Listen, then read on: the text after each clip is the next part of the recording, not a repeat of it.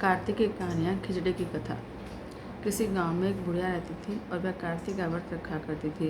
उसके व्रत खोलने के समय कृष्ण भगवान आते और एक कटोरा खिचड़ी का रख कर चले जाते। बुढ़िया के पड़ोस में एक औरत रहती थी।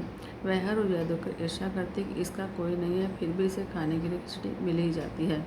एक दिन कार्तिक महीने में स्नान करने बुढ़िया गंगा माई के पास गई। पीछे से कृष्ण भगवान उसका खिचड़ी का कटोरा रखकर चले गए। पड़ोसन जब खिचड़ी का कटोरा रखा देखा तो देखा कि बुढ़िया नहीं है, तब वह कटोरा उठाकर घर के पिछवाड़े में फेंक आई। कार्तिक स्नान के बाद बुढ़िया घर पर आई तो उसे खिचड़ी का कटोरा नहीं मिला, तो वह भूखी ही रह गई। बार बार एक ही बात कहती, कहाँ गई मेरी खिचड़ी और कहाँ गया मेरा खिचड़ी का कटोरा। दूसरी ओर पड़ोसन ने जहाँ खिचड़ी गिराई थी वहाँ पर एक पौधा उगा जिसमें 2 फूल खिल गए। एक बार राजा उस ओर से निकला तो उसकी नज़र उन दोनों फूलों पर पड़ी। वह उन्हें तोड़कर घर में ले आया। घर आने पर उसने वह फूल रानी को दिए, जिस सूंघने पर रानी को गर्भ रह गया। कुछ समय बाद रानी ने 2 पुत्रों को जन्म दिया। वह दोनों जब बड़े हुए तब वह किसी से बोलते नहीं थे, लेकिन जब वह दोनों शिकार पर जाते तब रास्ते में उन्हें वही बुढ़िया मिलती जो अभी भी यही कहती थी कि कहाँ गई मेरी खिचड़ी और कहाँ गया मेरा कटोरा।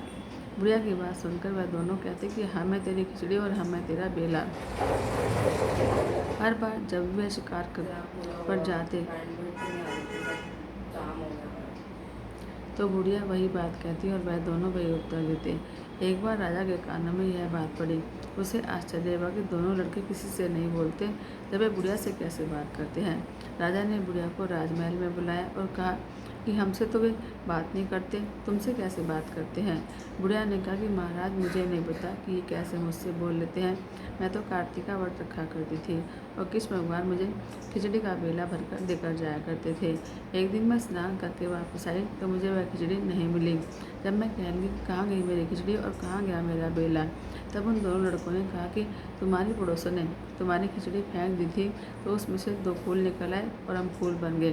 वह फूल राजा तोड़कर ले गया और रानी ने सूंघा तो हम दोनों लड़कों का जन्म हुआ। इसे हमें भगवान ने तुम्हारे लिए भेजा है।